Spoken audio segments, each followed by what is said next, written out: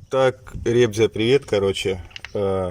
Долго пытались понять, откуда идет стук такой дребезжащий. Металлический дребезжащий стук, короче, сзади, предположительно справа. Вот, разобрали, сняли барабан, короче. Вот эта пружина ослаблена, то есть и он такой дребезжащий на кочках, не на больших, а на мелких кочках, таких ударных, короче. Сзади что-то дребезжит сильно. Вот видите, пружина ослабла. Ну, по-хорошему, ее надо покупать новую. Были еще мысли поднаварить туда чуть-чуть, поднарастить колодку. Ну, фиг его знает. Кто сталкивался с такой фигней, подскажите, что можно было бы сделать еще. Ну, мы, короче, предположили, что можно согнуть эту пружинку. Ну, на будущее учтем, что ее надо купить.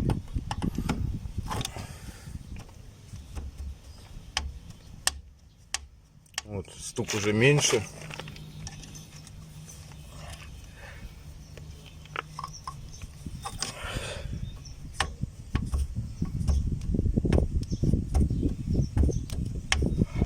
Уже почти пропал. Сейчас также прокатимся.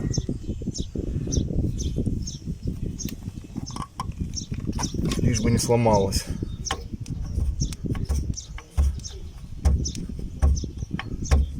Ну, уже небо и земля, короче.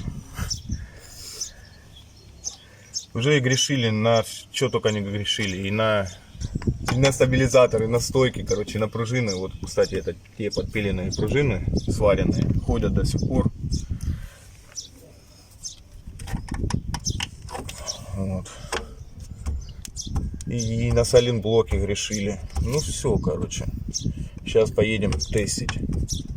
Это я уже отодвигаю прям. А так вот ничего не стучит. Так, еще последний разок, наверное, крайний.